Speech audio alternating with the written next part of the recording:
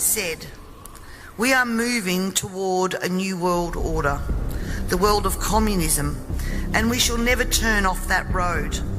He also quoted in 1996 Monetary and Economic Review on page 5, "The environmental crisis will be the international disaster that will unlock the new world order, one world government." In 1992 came the Earth Summit, which produced the document called the Earth Charter. This document was co-written by Maurice Strong, long-time globalist, elitist, member of Club of Rome, and Mikhail Gorbachev. Both Strong and Gorbachev stated that it was hoped that this document would be adopted as the new 10 Commandments, with environmentalism as the new one world religion. Out of this summit came Agenda 21. Ted Turner, who was also a member of the Club of Rome, was quoted as saying in 1996, "The total population of 250 to 300 million people is ideal. That means a reduction of 95% from present levels would be even more ideal." Anyone who abhors the China one-child policy is simply a dum-dum. In 1998, the Baltimore Sun reported on July the 7th, most of Ted Turner's first donation to the UN of $22 million went to programs that seek to stall population. Another goal of the depopulation process is that the upcoming generation will submit to sterilisation to save Mother Earth.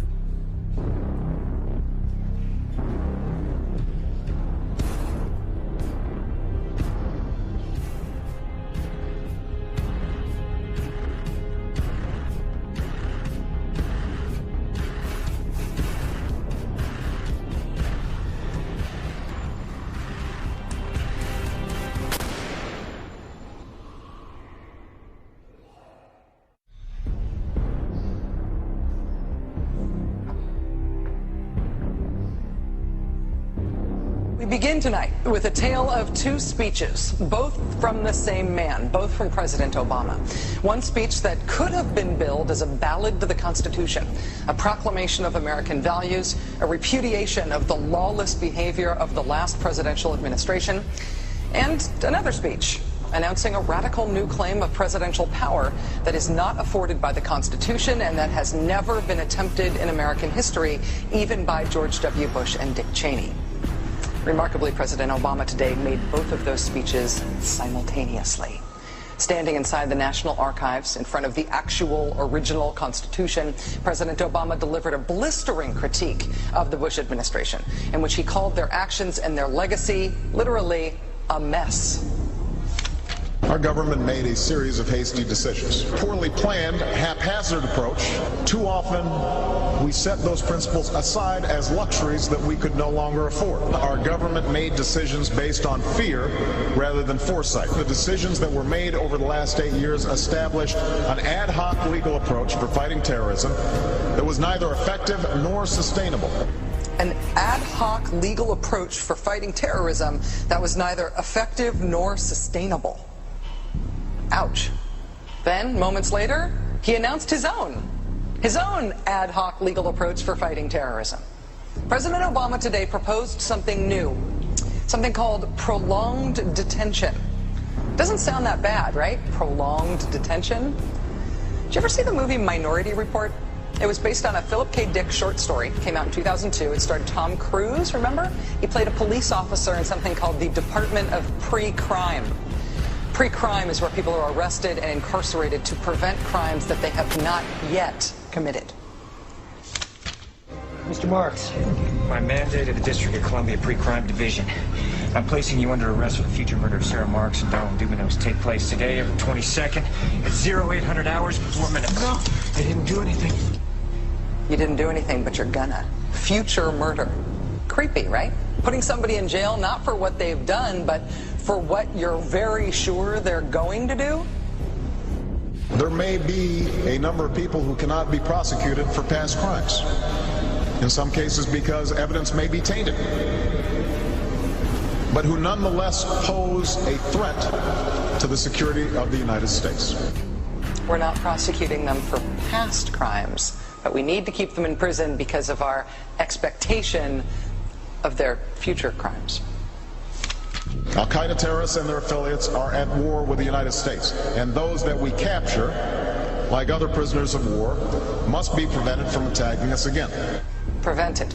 We will incarcerate people preventively. Preventive incarceration.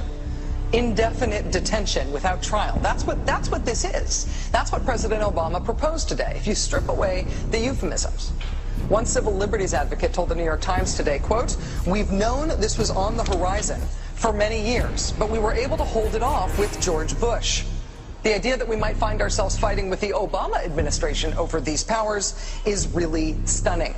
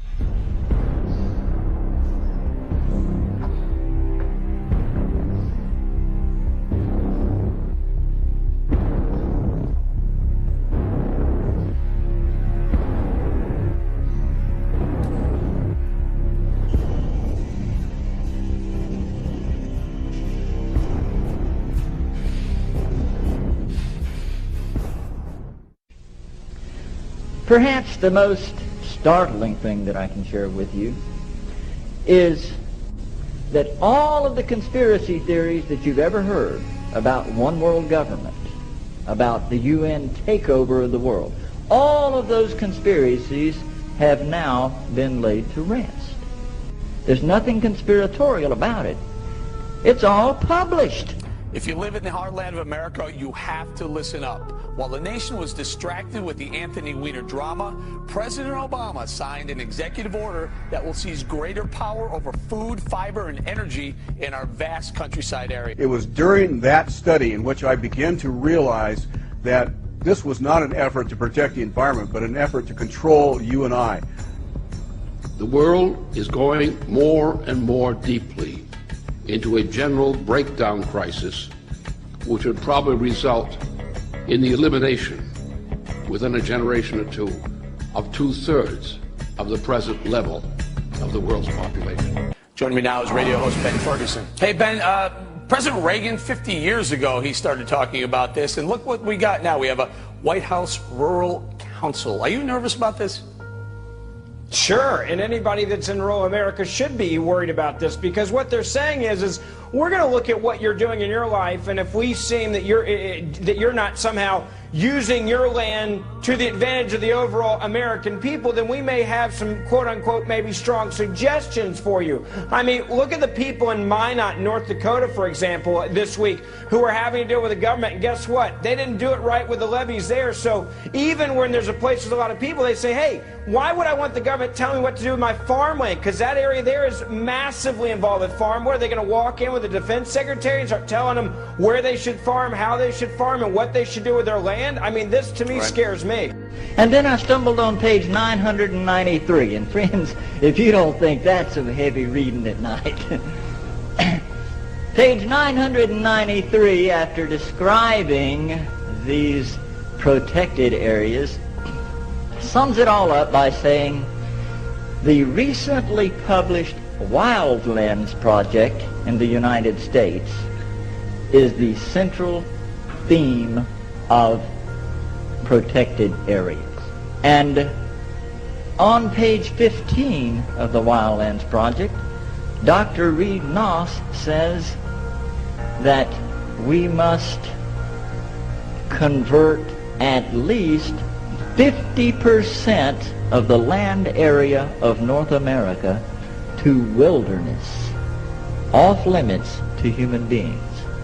Go ahead, Chris Plant, you're up.